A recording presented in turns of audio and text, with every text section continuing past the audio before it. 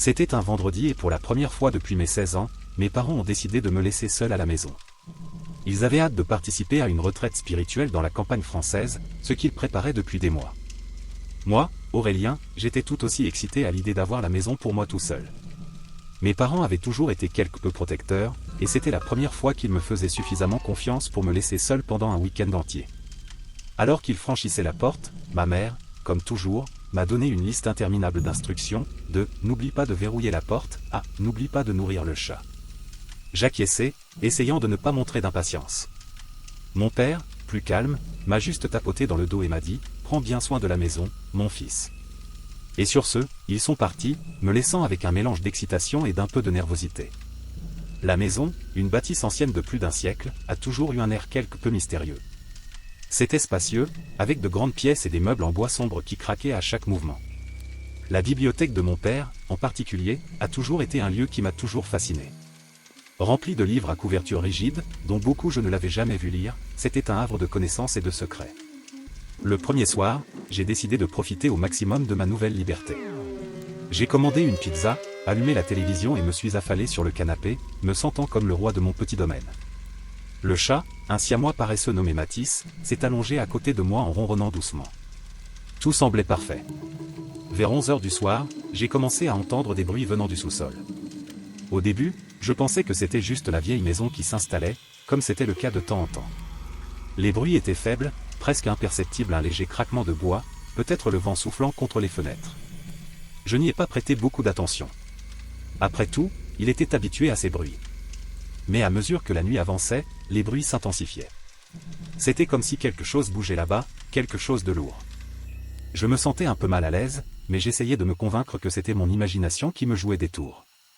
J'ai décidé d'augmenter le volume de la télé pour étouffer le bruit, mais Matisse, qui était resté calme jusque-là, s'est levé et a commencé à regarder la porte de la cave. Sa fourrure se dressait et il commença à émettre un miaulement faible et continu.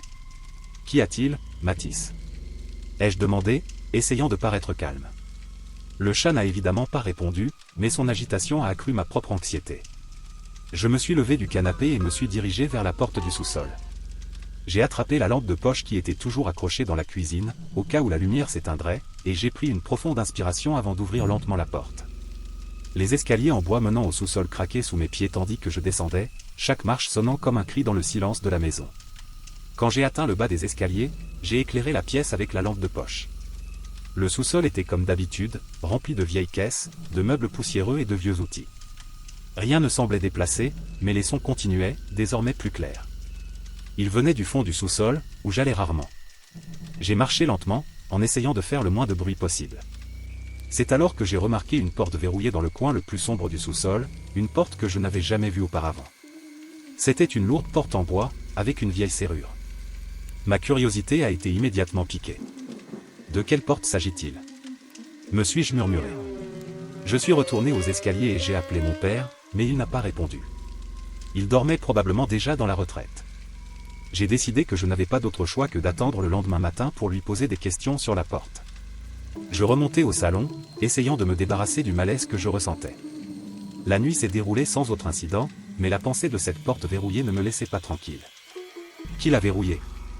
C'est parce que... Le lendemain, j'ai décidé d'enquêter plus en profondeur. J'ai passé la matinée dans la bibliothèque de mon père, à la recherche d'indices sur la porte mystérieuse. En feuilletant les livres, j'ai trouvé un vieux volume, avec une couverture en cuir usé. Il s'agissait d'un journal intime, apparemment rédigé par l'un des anciens propriétaires de la maison. Mais, à ma grande déception, c'était dans une langue que je ne comprenais pas. Malgré cela, j'ai continué à chercher dans la bibliothèque. Il ne m'a pas fallu longtemps pour trouver une vieille clé, cachée entre les pages d'un livre d'architecture. Cette clé ouvrirait-elle la porte du sous-sol ? J'ai décidé que je ne pouvais pas attendre. Je suis descendu avec la clé à la main et je suis allé directement au sous-sol.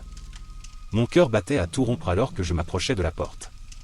J'ai inséré la clé dans la serrure et, avec un clic métallique, elle s'est ouverte. Ce que j'ai trouvé de l'autre côté m'a laissé stupéfait. C'était une pièce secrète, remplie de vieux matériel d'enregistrement et d'une collection de cassettes étiquetées avec d'anciennes dates.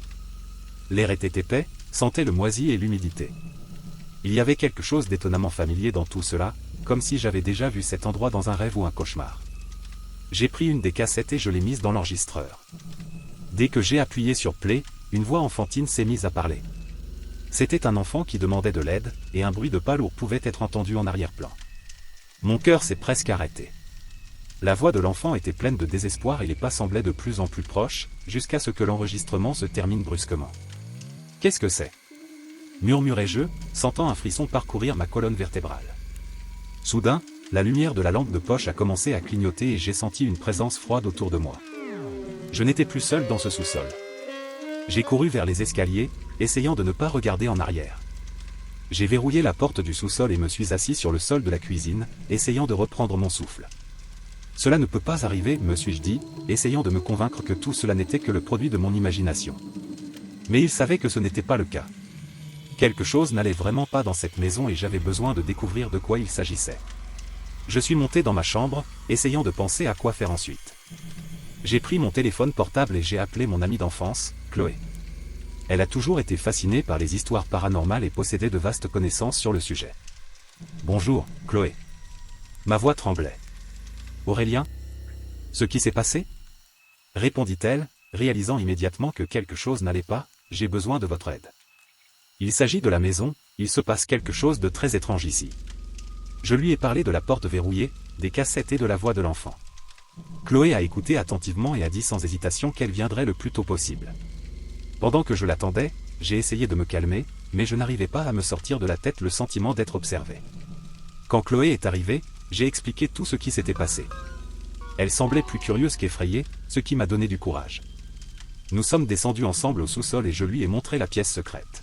« C'est incroyable, Aurélien !» dit-elle en examinant l'équipement d'enregistrement. « Mais aussi très inquiétant. Nous devons découvrir ce que signifient ces rubans. » Nous avons passé des heures à écouter les enregistrements. Chaque cassette contenait des sons plus dérangeants que la précédente. Des voix d'enfants, des pas, des cris étouffés. C'était comme si nous écoutions les derniers instants de quelqu'un, à jamais coincé dans ces vieilles cassettes. À votre avis, qui a réalisé ces enregistrements ? Ai-je demandé, essayant de donner un sens à tout cela. Je ne sais pas, mais il faut le découvrir, répondit Chloé, avec une lueur déterminée dans les yeux. Alors que nous étions au milieu d'une des cassettes, la lumière a de nouveau vacillé et nous avons senti une présence froide autour de nous. C'était comme si quelque chose nous observait, attendant le bon moment pour se révéler. « Aurélien, il faut sortir d'ici, » dit Chloé en me saisissant le bras. Nous avons couru vers les escaliers, mais la porte du sous-sol s'est fermée avant que nous puissions l'atteindre. Nous étions piégés en contrebas, avec le sentiment grandissant que quelque chose de très ancien et de malveillant nous entourait. « Qu'est-ce qu'on fait ? » ai-je demandé, luttant contre la panique. « Il faut rester calme, » dit Chloé en essayant de trouver une solution. « Il doit y avoir un moyen de sortir d'ici. » Alors que nous cherchions désespérément une issue, j'ai senti un contact glacial sur mon épaule et j'ai entendu un murmure qui semblait répéter mon nom. Je savais alors que nous n'étions pas seuls. Quelque chose était avec nous, quelque chose qui n'avait pas l'intention de nous laisser partir si facilement. Le lendemain, avec l'étrange découverte de la nuit précédente toujours en tête, j'ai décidé d'enquêter plus avant. La maison semblait plus calme que jamais, comme si elle attendait ma prochaine action. Mes parents m'ont toujours dit de ne pas toucher à leurs affaires, mais la curiosité était irrésistible. La bibliothèque de mon père, une petite pièce remplie de vieux livres, semblait être l'endroit idéal pour commencer mes recherches. Je savais qu'il y gardait beaucoup de choses, mais je n'aurais jamais imaginé trouver quelque chose d'aussi étrange. Alors que je parcourais les étagères, mes doigts effleurèrent un livre relié, poussiéreux et apparemment oublié. Le titre, presque illisible, ressemblait à « Histoire et légende du vieux monde ». J'ai ouvert le livre avec précaution, sentant l'odeur du papier vieilli. Les pages étaient jaunies et fragiles, mais l'une d'elles semblait plus épaisse que les autres. En y regardant de plus près, j'ai réalisé qu'il y avait quelque chose de caché là-bas. J'ai glissé ma main à l'intérieur de la fausse page et, à ma grande surprise, j'ai trouvé une vieille clé, faite de métal lourd et noirci par le temps. La clé en main, ma curiosité a atteint un nouveau niveau. L'image de la porte mystérieuse du sous-sol m'est revenue et je savais que j'avais besoin de savoir ce qu'il y avait derrière. Je descendis les escaliers avec précaution, le bois craquant sous mes pieds, jusqu'à atteindre le sous-sol. L'air ici était froid et humide, et la faible lumière faisait danser les ombres sur les murs. La porte était là, m'attendant, comme si elle savait que j'allais venir. Avec un profond soupir, je mets la clé dans la serrure. Il s'adaptait parfaitement et avec une légère torsion, la serrure s'ouvrit. Ma main trembla légèrement alors que je poussais la porte, révélant une pièce qui semblait avoir été oubliée par le temps.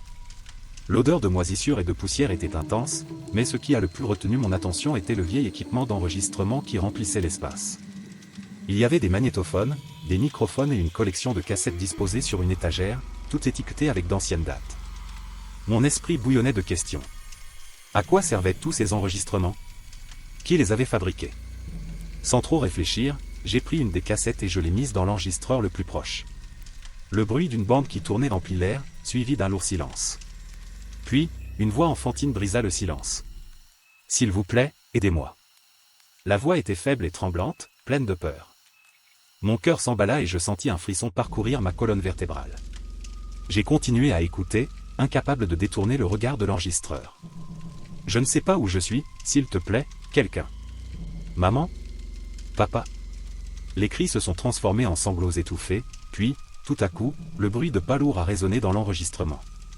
C'était comme si quelqu'un ou quelque chose s'approchait de l'enfant. J'entendais la peur monter dans sa respiration, puis un silence de mort envahit la bande. J'ai éteint l'enregistreur, mon cœur battant à tout rompre. Qui était cet enfant? Que lui était-il arrivé? Et surtout, pourquoi ces enregistrements étaient-ils cachés dans le sous-sol de ma maison? Terrifié et confus, je suis remonté dans la pièce, essayant de rassembler mes pensées. Je savais que j'avais besoin d'en savoir plus, mais l'idée de retourner au sous-sol et d'écouter d'autres cassettes me terrifiait. Alors que je marchais d'avant en arrière, essayant de décider quoi faire, je me suis souvenu de quelque chose que mes parents avaient mentionné une fois, en passant. Ils ont parlé de l'histoire de la maison, mentionnant qu'elle avait appartenu à plusieurs familles au fil des années. Peut-être qu'il y avait quelque chose de plus profond, quelque chose qu'ils ne m'ont jamais dit. Avec cette idée en tête, j'ai décidé de retourner à la bibliothèque. Peut-être y avait-il d'autres indices cachés parmi les livres. En fouillant les étagères, j'ai trouvé un vieux journal, caché entre deux encyclopédies. La couverture en cuir était usée, et le prénom, Élodie, était gravé en lettres dorées. J'ai ouvert le journal avec précaution, ressentant l'urgence d'en savoir plus. Les premières pages étaient des récits ordinaires d'une jeune fille, décrivant sa vie quotidienne. Mais au fur et à mesure, les entrées devenaient de plus en plus inquiétantes. Élodie a parlé des événements paranormaux survenus dans la maison, décrivant la présence d'une entité maléfique qui la terrifiait. Elle a écrit sur les chuchotements au milieu de la nuit, les objets qui bougeaient tout seuls et le sentiment constant d'être observé. En lisant, j'ai senti une présence froide autour de moi, comme si quelqu'un m'observait. L'air était plus lourd et j'entendais des murmures qui semblaient répéter mon nom. Aurélien. Aurélien. J'ai regardé autour de moi, mais il n'y avait personne. Juste le silence de la vieille maison. Avec le journal en main, j'ai décidé que j'avais besoin d'aide. Je ne pouvais pas y faire face seul. J'ai appelé mon amie d'enfance, Chloé, qui a toujours été fascinée par les histoires paranormales. Je lui ai raconté tout ce que j'avais découvert et, au lieu de douter d'elle, elle était excitée et a accepté de m'aider dans l'enquête. Lorsque Chloé est arrivée, l'ambiance dans la maison semblait encore plus chargée. Elle regarda autour d'elle avec curiosité et une pointe d'inquiétude. « Aurélien, c'est incroyable et effrayant à la fois. Nous devons découvrir ce qui se passe ici. » Nous avons décidé de retourner au sous-sol et d'écouter d'autres cassettes. Chaque enregistrement semblait plus dérangeant que le précédent. Des voix d'enfants appelant à l'aide, des bruits de pas lourds, parfois, des rires sinistres résonnent en arrière-plan. C'était comme si l'entité se nourrissait de la peur des enfants qui y vivaient. En écoutant les cassettes, nous avons commencé à ressentir une présence encore plus forte dans la maison. Les objets bougeaient d'eux-mêmes, des ombres se cachaient dans les coins et le sentiment d'être observé était constant. Une nuit, alors que nous étions dans le salon, une chaise bougea brusquement, nous faisant sursauter de peur.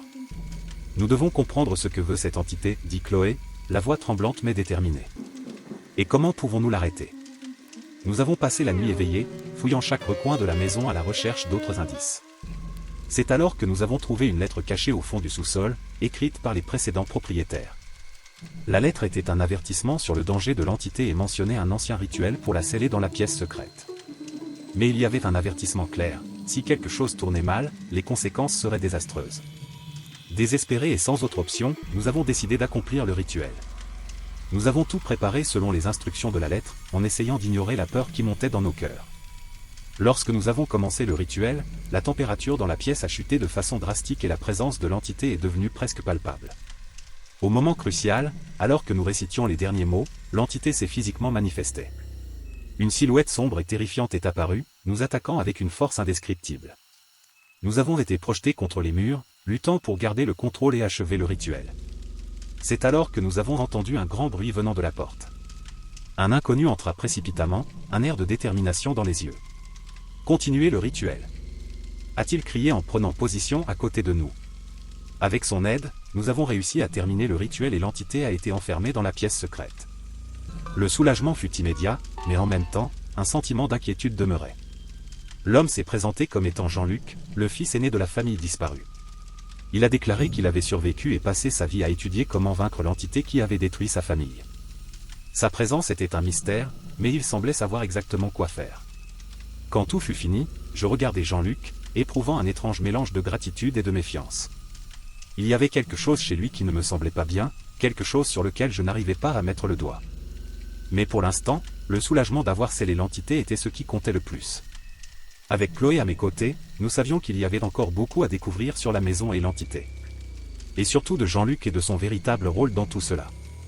Le 3e chapitre de mon étrange et inquiétant voyage a commencé le lendemain matin, après une nuit blanche, tourmentée par les enregistrements inquiétants que j'avais entendus. J'ai décidé qu'il me fallait comprendre l'histoire de la maison dans laquelle j'avais vécu toute ma vie, mais qui, jusqu'à ce moment-là, semblait cacher des secrets inimaginables. Juste après le petit déjeuner, je suis retourné à la bibliothèque de mon père. La pièce était éclairée par la faible lumière du soleil d'automne, qui perçait à peine les lourds rideaux poussiéreux. Je me suis assis dans le fauteuil en cuir usé que mon père aimait et j'ai commencé à fouiller dans les vieux livres poussiéreux qui remplissaient les étagères. Il y avait quelque chose de mystérieux et presque de respectueux à être là, entouré de tant d'histoires et de connaissances accumulées au fil des années.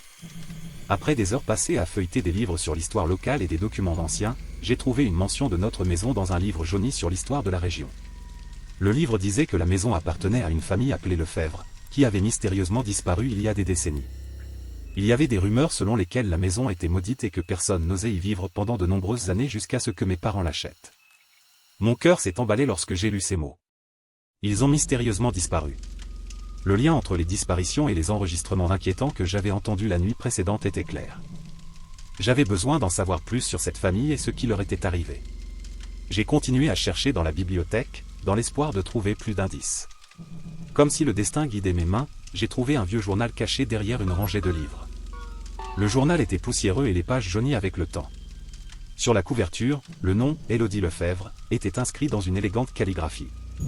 Mon cœur a fait un bond en lisant ce nom. Je me rassis dans le fauteuil et, les doigts tremblants, je commençai à feuilleter le journal. Les premières pages étaient des récits ordinaires de la vie quotidienne d'une jeune fille. Élodie a écrit sur ses cours, ses amis et ses passions d'enfance. Mais au fur et à mesure que les pages avançaient, les histoires devenaient de plus en plus sombres et inquiétantes. Elle a décrit des événements paranormaux survenus dans la maison, tels que des objets qui bougeaient tout seuls et des voix chuchotées qui semblaient provenir des murs. Dans l'une des entrées, Élodie a écrit sur une nuit particulière qui l'a terrifiée. J'ai entendu des pas lourds dans le couloir, lit-on dans l'entrée. Je suis allé jusqu'à la porte de ma chambre et j'ai regardé par la fente. J'ai vu une ombre passer rapidement. Ce n'était ni mon père ni ma mère. J'étais paralysé de peur. J'ai l'impression qu'il y a quelque chose de maléfique dans cette maison. J'ai continué ma lecture, de plus en plus absorbé par les histoires d'Élodie. Elle a mentionné une entité maléfique qui semblait se nourrir de la peur des enfants. J'ai l'impression qu'elle me surveille toujours, a-t-il écrit dans l'un de ses derniers articles. Parfois, j'entends mon nom murmurer au milieu de la nuit. Je sais que je ne suis pas seul. En lisant ces mots, j'ai senti un frisson me parcourir le dos. C'était comme si Élodie elle-même me murmurait ces mots à l'oreille. La présence froide autour de moi devint plus intense et soudain j'entendis des murmures qui semblaient répéter mon nom. Aurélien. Aurélien. Les voix étaient basses, mais suffisamment claires pour me figer de peur. Je me levai brusquement du fauteuil, laissant tomber le journal par terre. J'ai regardé autour de moi, m'attendant à voir quelque chose ou quelqu'un, mais la bibliothèque était vide. Les voix continuaient, de plus en plus insistantes. Aurélien. Aurélien. Mon cœur battait vite et j'avais l'impression que j'étais sur le point de m'évanouir de terreur. J'ai décidé de quitter la bibliothèque et de me rendre au salon, où la lumière du jour éclairait encore partiellement la pièce. Je m'assis sur le canapé, essayant de reprendre mon souffle et de calmer mes nerfs. Les voix s'étaient arrêtées, mais le sentiment d'être observé persistait. Je ne savais pas quoi faire. J'étais complètement seul et terrifié. En essayant d'organiser mes pensées, je me suis souvenu de mon amie d'enfance, Chloé. Elle avait toujours été fascinée par les histoires paranormales et peut-être pourrait-elle m'aider à comprendre ce qui se passait. J'ai pris mon téléphone portable et, les doigts tremblants, j'ai composé son numéro. Bonjour. La voix de Chloé résonna à l'autre bout du fil, apportant un sentiment de soulagement momentané. Chloé, c'est moi, Aurélien. J'ai besoin de ton aide. Hein, Aurélien? Que s'est-il passé? Tu as l'air effrayé. C'est une longue histoire, mais la maison, il y a quelque chose qui ne va pas. J'ai trouvé un vieux journal et des cassettes dérangeantes. J'ai besoin que tu viennes ici. S'il te plaît. Il y a eu une pause à l'autre bout du fil et j'ai pu imaginer Chloé traiter mes mots. D'accord, Aurélien. Je vais récupérer mes affaires et je serai là dans une demi-heure. Je l'ai remercié et j'ai raccroché, ressentant une petite vague de soulagement. Chloé a toujours été intrépide et rationnelle, et j'espérais qu'elle pourrait apporter un peu de clarté à la situation. Pendant que j'attendais, j'ai décidé de retourner au sous-sol pour récupérer le journal d'Élodie et les cassettes. L'idée de retourner au sous-sol me remplissait d'appréhension, mais je savais que nous avions besoin de toutes les informations possibles. J'ai descendu les escaliers lentement, chaque pas résonnant dans la maison silencieuse. La porte de la pièce secrète était entr'ouverte, comme pour m'inviter à entrer. J'ai ramassé le journal et les cassettes, sentant à nouveau la présence froide autour de moi. Les voix ne revenaient pas, mais le sentiment d'être observé était indéniable. Je suis retourné au salon et j'ai attendu Chloé en essayant de rester calme.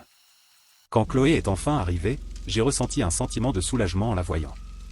Elle est entrée dans la maison, portant un sac à dos rempli de matériel qu'elle utilisait dans ses enquêtes paranormales amateurs. « Aurélien, ça va ?» demanda-t-elle, inquiète en voyant mon expression pâle et effrayée. « Je ne sais pas, Chloé. Je suis terrifié. Il faut qu'on découvre ce qui se passe ici. » Je lui ai expliqué tout ce que j'avais trouvé et lui ai montré le journal d'Élodie. Chloé écoutait attentivement, avec une expression sérieuse sur le visage.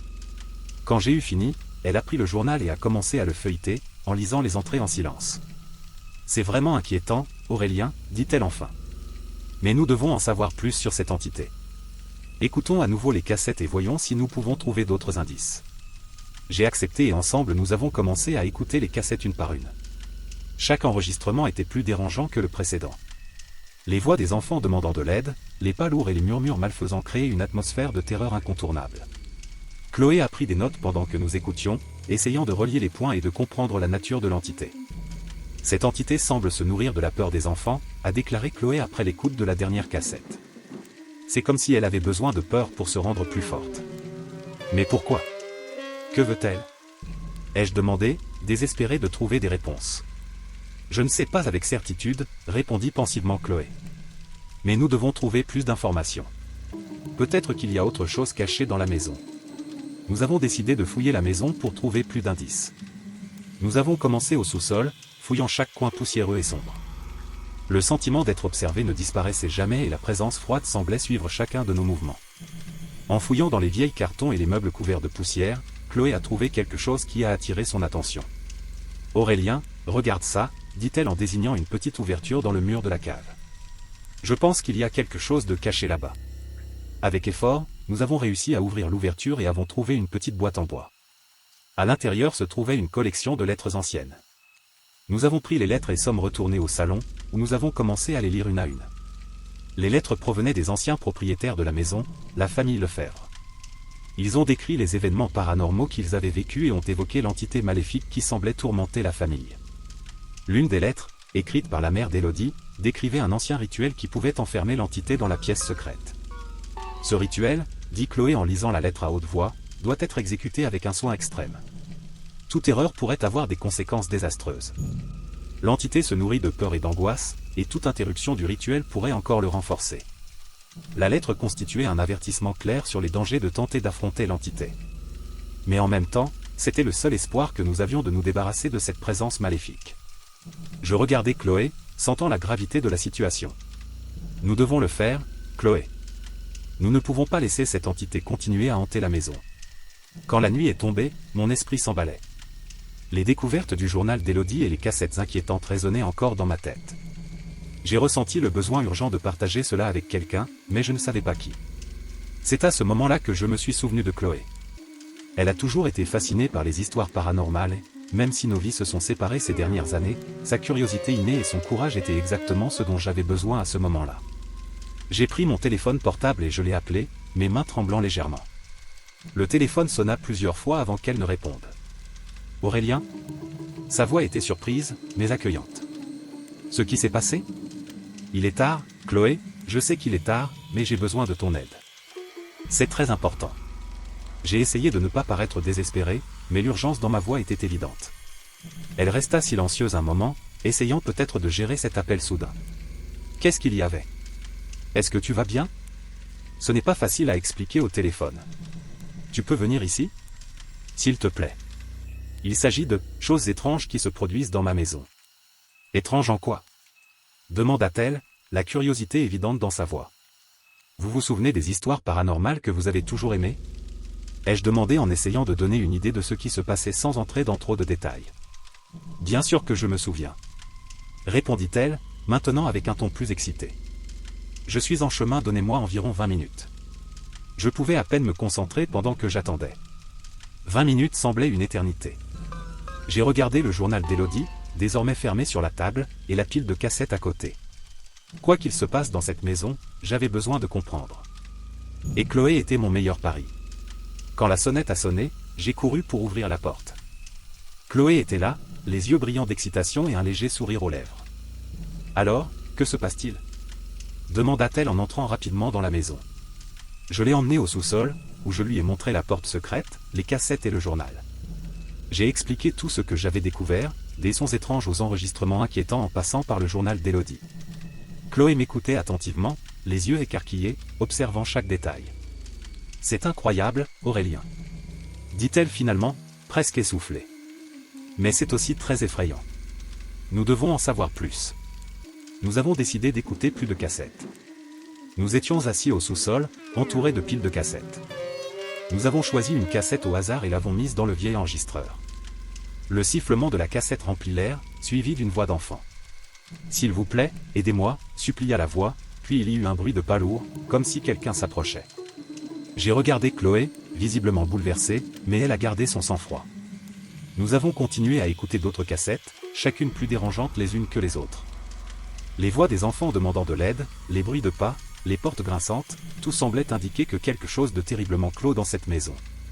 Il semble que cette entité se nourrit de la peur de ses enfants. Dit Chloé, la voix basse et tendue. Nous devons comprendre ce qui s'est réellement passé ici. Le journal d'Élodie mentionne une entité maléfique. Dis-je en feuilletant à nouveau le journal. Elle décrit les événements paranormaux et comment la présence de cette entité s'est renforcée au fil du temps. Chloé prit le journal et commença à lire, ses yeux parcourant rapidement les pages. Ici, elle parle de ressentir une présence froide, d'entendre des murmures, exactement ce que tu as décrit. Oui. J'ai accepté, sentant un frisson me parcourir le dos alors que je me souvenais des murmures qui semblaient répéter mon nom. Nous avons besoin de plus d'informations. Dit Chloé d'un ton décisif. Peut-être qu'il y a quelque chose de plus caché ici, un indice qui pourrait nous aider à comprendre à quoi nous avons affaire. Nous avons continué nos recherches dans le sous-sol, à la recherche de tout ce qui pourrait nous apporter plus de réponses. Nous avons trouvé de vieux livres de comptabilité, de vieux documents, mais rien qui nous paraissait pertinent. Nous étions sur le point d'abandonner quand Chloé a trouvé une boîte cachée dans un coin sombre. « Regarde ça !» dit-elle en sortant la boîte. Il était couvert de poussière et semblait n'avoir pas été touché depuis des années. Nous avons ouvert la boîte et trouvé d'autres cassettes, mais il y avait aussi autre chose. Un petit carnet, différent du journal d'Élodie. Les pages étaient jaunies avec le temps, mais l'écriture était toujours lisible. C'est un cahier. Dit Chloé en feuilletant les pages. On dirait que quelqu'un documentait les événements paranormaux ici. Les notes du cahier étaient détaillées et effrayantes. Il y avait des descriptions d'observations d'ombres, d'objets se déplaçant seuls et même de rencontres physiques avec l'entité. Celui qui a écrit ceci essayait de comprendre et peut-être même de contenir l'entité. C'est exactement ce dont nous avons besoin. Dis-je, ressentant une nouvelle vague de détermination. Si nous pouvons comprendre comment cette entité fonctionne, nous pourrons peut-être découvrir un moyen de l'arrêter. Oui, mais il faut être prudent. Chloé a prévenu. Nous ne savons pas de quoi cette entité est capable. Cette nuit-là, nous avons décidé de ne pas dormir et de poursuivre notre enquête.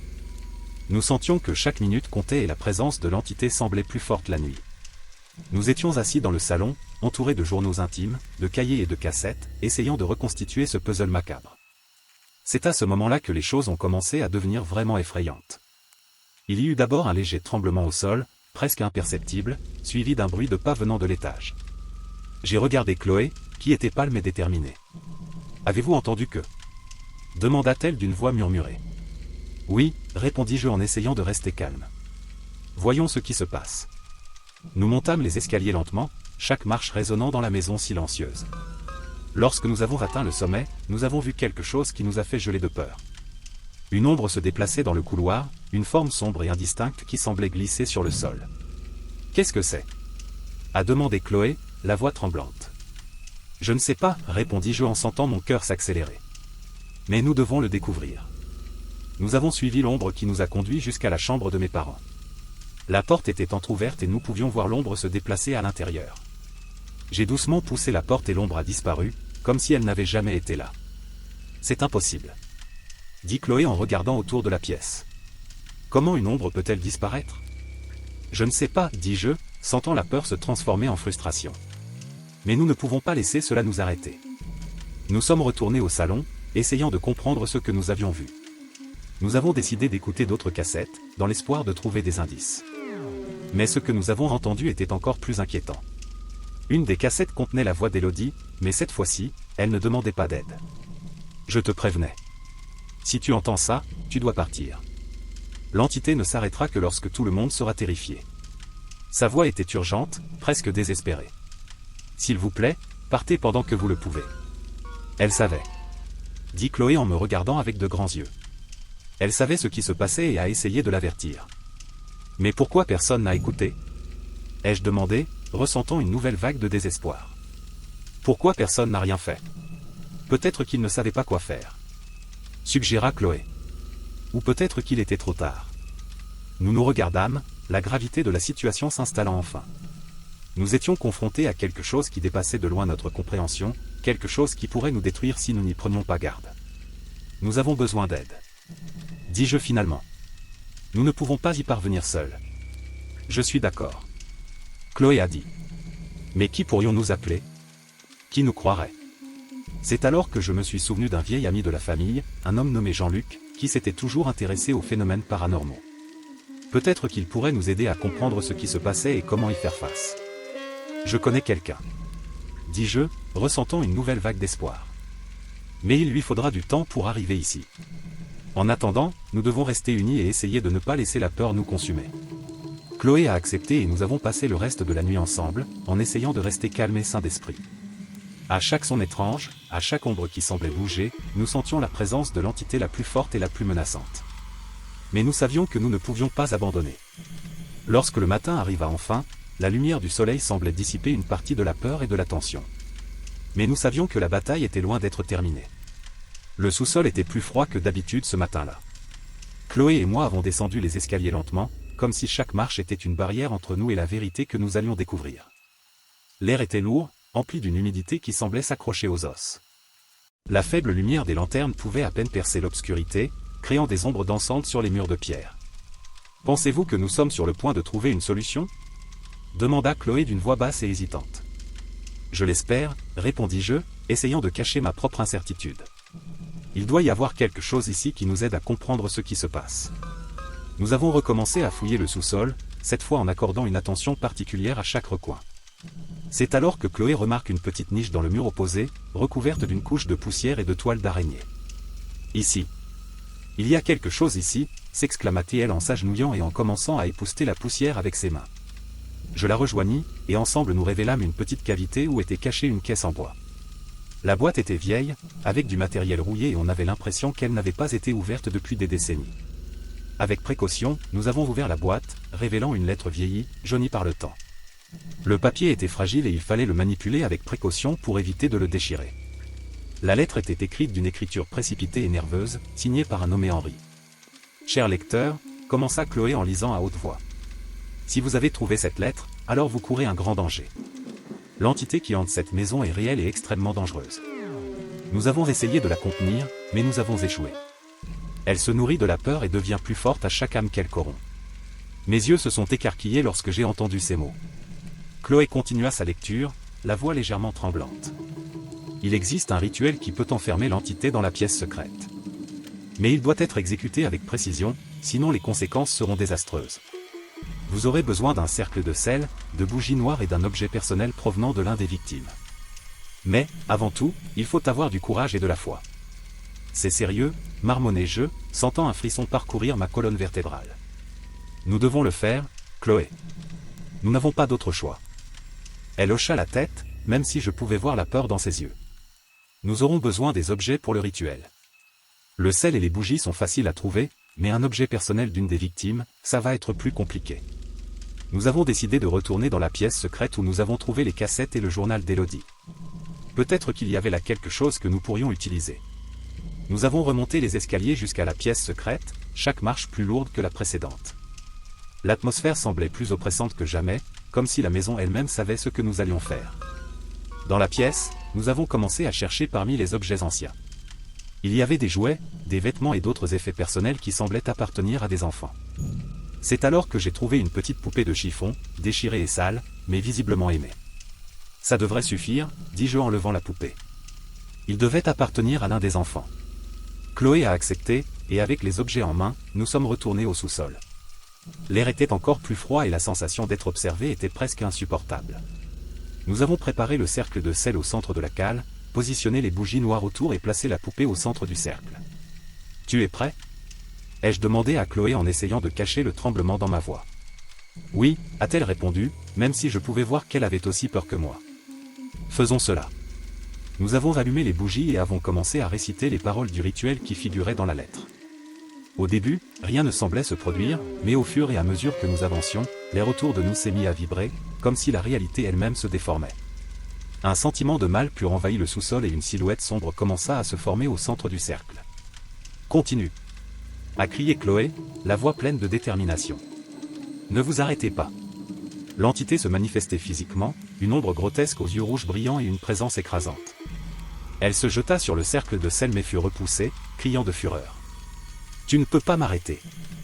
rugit l'entité, sa voix étant un cœur de désespoir et de haine.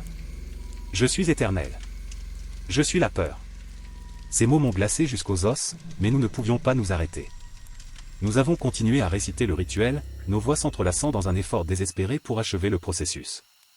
L'entité devint plus frénétique, attaquant le cercle avec une intensité renouvelée. Soudain, une des bougies s'est éteinte et l'entité a profité de l'écart. Elle s'est jetée sur nous, renversant Chloé et me projetant contre le mur. La douleur a explosé dans ma tête et pendant un instant, tout est devenu sombre. Lorsque j'ai repris conscience, j'ai vu Chloé combattre l'entité, son expression étant un mélange de peur et de détermination. « Aurélien, il faut rallumer la bougie !» cria-t-elle, essayant de repousser l'ombre avec ses propres bras. Au prix d'un effort considérable, je me suis levé et j'ai couru vers la bougie tombée. Mes mains tremblaient alors que j'essayais de l'allumer à nouveau, sentant l'entité se rapprocher de plus en plus. Finalement, la flamme s'est à nouveau allumée et l'entité a été repoussée une fois de plus. « Finissons ça !» j'ai crié en revenant au cercle. Ensemble, Chloé et moi avons récité les derniers mots du rituel, nos voix se sont jointes dans un dernier effort désespéré. L'entité poussa un cri assourdissant et commença à se dissiper, étant aspirée dans la pièce secrète. L'air devenait lourd et chaud, comme si l'atmosphère elle-même cherchait à nous écraser. Mais finalement, la présence maléfique disparut, ne laissant qu'un silence oppressant.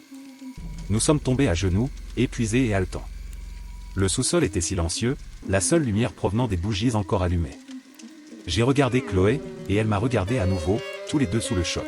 « Nous l'avons fait » dit-elle, l'incrédulité dans la voix. « Nous l'avons vraiment fait. » « Oui » répondis-je, essayant toujours de comprendre tout ce qui s'était passé. « Mais qu'est-ce qu'on fait maintenant ?» Avant que nous puissions penser à une réponse, nous avons entendu un bruit venant des escaliers. Quelqu'un descendait. Notre cœur battait à tout rompre et nous nous préparions au pire.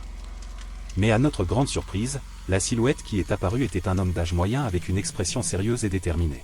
« Qui es-tu » ai-je demandé, ma voix toujours tremblante.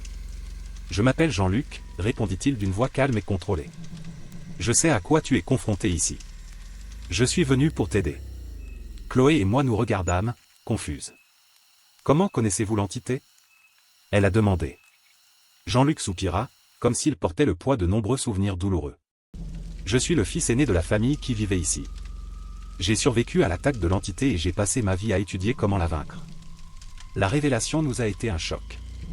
Savez-vous comment terminer le rituel » ai-je demandé, ressentant une nouvelle vague d'espoir. « Oui » répondit-il en hochant la tête. « Mais nous devons être rapides.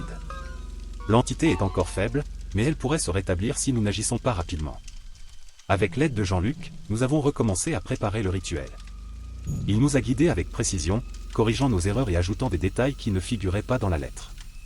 Le sentiment d'urgence était palpable et nous savions que nous ne pouvions pas échouer cette fois-ci. Pendant que nous travaillions, Jean-Luc nous en a parlé davantage sur sa famille et sur ce qui s'est passé cette nuit fatidique. Ma sœur Élodie a été la première à remarquer la présence de l'entité, dit-il d'une voix emplie de tristesse. Elle a essayé de nous avertir, mais nous ne l'avons pas cru jusqu'à ce qu'il soit trop tard. Les paroles de Jean-Luc ont apporté un nouveau sentiment d'urgence à notre tâche. Nous savions que nous avions affaire à quelque chose de bien plus grand et plus dangereux que nous l'imaginions. Finalement, lorsque tout était prêt, nous avons recommencé le rituel, cette fois avec Jean-Luc menant la récitation. L'entité s'est manifestée à nouveau, mais cette fois nous étions préparés. Le cercle de sel et de bougies noires créait une barrière qu'elle ne pouvait pas franchir. Jean-Luc récita les derniers mots avec une autorité qui semblait venir du plus profond de son âme.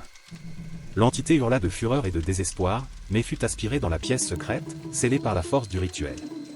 Le sous-sol redevint silencieux. L'air était épais, presque palpable, alors que Chloé et moi combattions l'entité qui s'était physiquement manifestée devant nous. Les ombres se tordaient autour de nous et le froid s'infiltrait dans nos os, rendant chaque mouvement difficile, comme si nous étions plongés dans un cauchemar glacial. L'entité, une figure grotesque et amorphe, s'avança vers nous avec une agressivité que je n'aurais jamais imaginée possible. « Chloé, fais attention !» j'ai crié, l'éloignant d'un coup qui a failli la toucher. Elle tomba au sol, haletante, mais se releva rapidement, les yeux écarquillés de peur. « Il faut finir le rituel, Aurélien !» dit-elle d'une voix tremblante mais ferme. Nous savions que nous n'avions pas d'autre choix.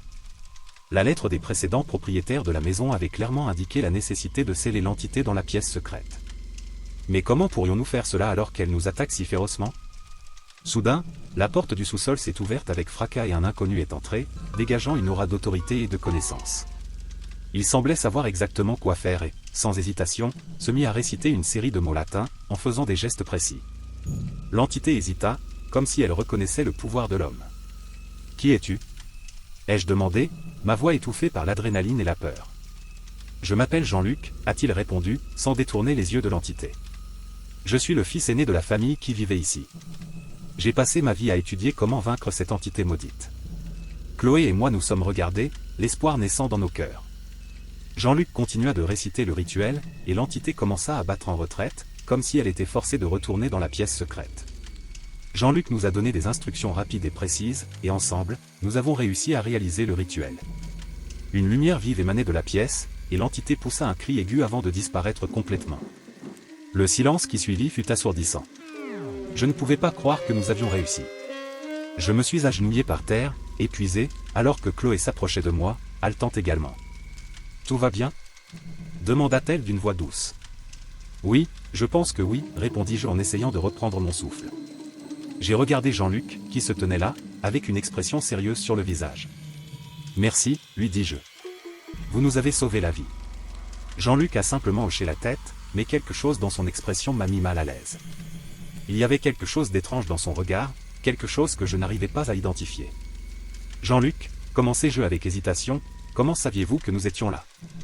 Et comment saviez-vous exactement quoi faire ?» Il soupira, semblant soudain fatigué. J'ai senti la présence de l'entité se renforcer. Je savais que je devais agir rapidement. J'ai passé des années à étudier les cassettes, les journaux, tout ce que ma famille avait laissé derrière elle. Je savais qu'un jour je devrais à nouveau faire face à cette chose. Chloé fronça les sourcils, toujours méfiante. « Mais pourquoi n'es-tu jamais venu avant? Pourquoi as-tu laissé cela nous arriver ?» Jean-Luc détourna le regard, comme s'il se débattait avec un souvenir douloureux. « J'avais peur, a-t-il admis. Lorsque ma famille a disparu, j'étais le seul à avoir réussi à m'échapper. J'ai passé des années à me cacher, essayant de trouver un moyen de vaincre l'entité. Mais la peur m'a paralysé pendant longtemps. L'histoire avait du sens, mais quelque chose n'allait toujours pas. Il y avait une tension dans l'air, le sentiment que le danger n'était pas encore complètement écarté. J'ai décidé de ne plus mettre de pression sur Jean-Luc pour l'instant. Nous avions besoin de repos et de temps pour traiter tout ce qui s'était passé. Montons à l'étage, suggérai-je. Nous devons nous reposer et réfléchir à ce que nous ferons ensuite. Jean-Luc a accepté et ensemble, nous avons monté les escaliers du sous-sol. La maison semblait étrangement silencieuse, comme si elle pleurait ce qui s'était passé. Chloé et moi étions assis dans le salon, tandis que Jean-Luc restait debout, nous regardant avec une expression illisible. « Il faut qu'on en parle à tes parents, » dit Chloé, brisant le silence. « Ils doivent savoir ce qui s'est passé ici. » J'ai hoché la tête, même si je savais que ce serait une conversation difficile. Comment expliquer tout ce que nous avons vécu? Comment les convaincre que nous n'imaginions pas seulement des choses? Mais Chloé avait raison. Ils avaient besoin de savoir. Jean-Luc s'éclaircit la gorge, attirant notre attention. Vous étiez tous les deux incroyablement courageux, a-t-il déclaré. Mais le danger n'est pas encore écarté. L'entité est peut-être scellée, mais il reste encore de nombreuses questions sans réponse. Nous devons continuer à enquêter, découvrir toute la vérité sur ce qui s'est passé ici. Tu as raison, ai-je accepté. Mais pour l'instant, nous devons nous reposer. Demain, nous pourrons commencer à planifier nos prochaines étapes. Jean-Luc hocha la tête, semblant satisfait de notre réponse. Il nous a dit au revoir et a quitté la maison, promettant de revenir le lendemain pour nous aider dans l'enquête. Chloé et moi nous sommes regardés, essayant toujours d'assimiler tout ce qui s'était passé. Est-ce que tu lui fais confiance ? Ai-je demandé, exprimant enfin mon inquiétude. Chloé hésita un instant avant de répondre. Je ne sais pas, Aurélien. Quelque chose chez lui me dérange, mais il nous a aidés à sceller l'entité. Peut-être devrions-nous lui accorder le bénéfice du doute, du moins pour le moment. J'ai hoché la tête, même si un sentiment de malaise restait dans mon cœur. Nous avons décidé d'aller nous coucher, en espérant qu'une bonne nuit de sommeil nous aiderait à nous vider l'esprit. Cependant, mon sommeil était perturbé par des cauchemars.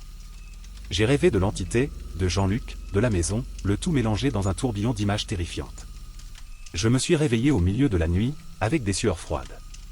J'ai regardé autour de moi, essayant de me convaincre que tout allait bien. Mais un sentiment d'effroi persistait, comme si quelque chose n'allait toujours pas. Je me suis levé et suis allé à la cuisine, espérant qu'un verre d'eau m'aiderait à me calmer. En buvant, j'ai entendu un léger bruit venant du sous-sol. Mon cœur s'emballa et pendant un instant, j'envisageais d'ignorer le son. Mais la curiosité et l'inquiétude étaient trop fortes. J'ai attrapé une lampe de poche et je suis descendu, essayant de faire le moins de bruit possible. Lorsque j'atteignis le sous-sol, je vis que la porte de la pièce secrète était entr'ouverte. Une faible lumière brillait à l'intérieur et je m'approchai prudemment. Alors que je jetais un coup d'œil par la fente de la porte, j'aperçus Jean-Luc, agenouillé sur le sol, marmonnant quelque chose dans sa barbe. « Jean-Luc » j'ai appelé, ma voix tremblante. Il se releva brusquement, l'air à la fois surpris et en colère. « Aurélien, qu'est-ce que tu fais ici ?»« Je pourrais te demander la même chose, répondis-je en essayant de rester calme. « Que fais-tu dans la pièce secrète ?» Jean-Luc soupira en se passant la main dans les cheveux. « Je vérifie juste si l'entité est vraiment scellée. Nous devons nous assurer qu'elle ne pourra plus s'échapper. » Quelque chose dans sa réponse ne m'a pas convaincu, mais j'ai décidé de ne pas insister davantage pour le moment. « D'accord, dit-il en reculant. Retournons au lit. Nous devons nous reposer. » Il hocha la tête, mais une expression sombre resta sur son visage. Je montai les escaliers, me sentant plus agité que jamais. Quelque chose n'allait vraiment pas et j'avais besoin de découvrir de quoi il s'agissait. Le lendemain matin, Chloé et moi nous sommes retrouvés en cuisine pour discuter de nos prochaines étapes. Jean-Luc n'était pas encore revenu et j'ai décidé d'en profiter pour parler de mes inquiétudes à Chloé. « Chloé, je dois te dire quelque chose, » commençai-je avec hésitation. J'ai vu Jean-Luc au sous-sol hier soir. Il était dans la pièce secrète, en train de marmonner quelque chose. Elle fronça les sourcils, visiblement inquiète. « Qu'est-ce que ça veut dire, Aurélien ?»« Je ne sais pas, admis-je. Mais quelque chose chez lui ne semble pas bien. Nous devons être prudents. » Chloé acquiesça. Peut-être devrions-nous enquêter davantage sur Jean-Luc. S'il est vraiment celui qu'il prétend être, il devrait y avoir des archives sur lui quelque part. Nous avons passé la matinée à parcourir la bibliothèque de la maison, à la recherche de toute information susceptible de nous aider. Nous avons retrouvé quelques documents anciens, mais rien ne prouvant l'identité de Jean-Luc. Le sentiment de malaise ne cessait de croître. Lorsque Jean-Luc est finalement revenu, nous avons essayé de cacher notre méfiance, mais il a semblé se rendre compte que quelque chose avait changé. Ses yeux se plissèrent légèrement, comme pour évaluer notre réaction. « Avez-vous trouvé quelque chose d'intéressant » a-t-il demandé, sa voix douce mais avec un ton sous-jacent qui me mettait mal à l'aise. « Nous essayons simplement de mieux comprendre l'histoire de la maison, » répondis-je, essayant de paraître décontracté.